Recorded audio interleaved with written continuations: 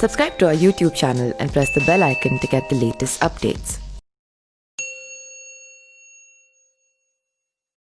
STF के हाथों पिछले दिनों मुठभेड़ में मारे गए कुख्यात अपराधी विकास दुबे की पत्नी ने अपने पति की 500 करोड़ की संपत्ति होने की खबरों को फर्जी बताते हुए कहा है कि वो अपने परिवार को मझधार में छोड़ गया है। पत्नी ऋचा के मुताबिक कानपुर के बिकरू गांव में पिछली 2-3 जुलाई की मध्यरात्रि को 8 पुलिसकर्मियों की हत्या का मुख्य अभियुक्त रहा विकास अपने बच्चों को तो अच्छा भविष्य देना चाहता था, लेकिन खुद अपराध की दुनिया से बाहर नहीं निकलना चाहता था। ऋचा ने मुठभेड़ में शहीद हुए पुलिस वालों की पत्नियों से माफ़ी मांगते हुए कहा कि अगर उनका बस चलता तो वो खुद को विधवा कर लेती, मगर उस कृत्य को रोक देती।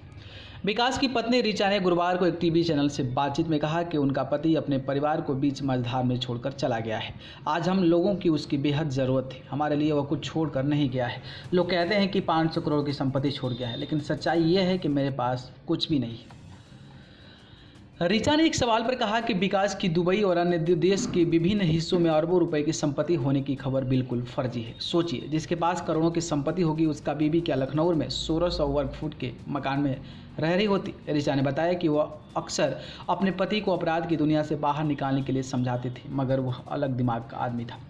ऋचा ने कहा कि विकास एक अच्छा पति और पिता भी था। वह चाहता था कि उसके बच्चे पढ़ लिख कर काबिल बने, लेकिन वह खुद अपराध की दुनिया से बाहर नहीं निकलना चाहता था।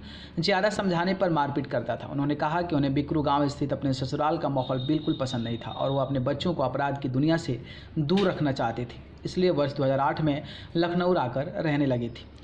ऋचा ने कहा कि अगर विकास ने पुलिसकर्मियों की हत्या करने से पहले अपने इस इरादे के बारे में उन्हें बताया होता तो वह उस वारदात को रोकने की पूरी कोशिश करती। उस वारदात में मारे गए पुलिसकर्मियों की पत्नियों से माफ़ी मांगते हुए उन्होंने कहा कि अगर उनका बस चलता तो वो खुद को विधवा कर लेती, मगर उस कृत्य को रोक देती। मालूम हो कि कानपुर के बिकरू गांव में पिछले 2-3 जुलाई को मध्यरात्रि को विकास दुबे के गुरुओं द्वारा घात लगाकर किए गए हमलों में 8 पुलिसकर्मी शहीद हो गए थे। इस मामले में विकास को पिछले 9 जुलाई को मध्य प्रदेश के उज्जैन में गिरफ्तार किया गया था। वहां से कानपुर लाते समय 10 जुलाई को रास्ते में एसटीएफ के साथ हुई कथित मुठभेड़ में वह मारा गया था। इस मामले में ऋचा से भी पूछताछ की जा रही थी। न्यूज़ रूम से न्यूज़ लाइव की report. Subscribe to our YouTube channel and press the bell icon to get the latest updates.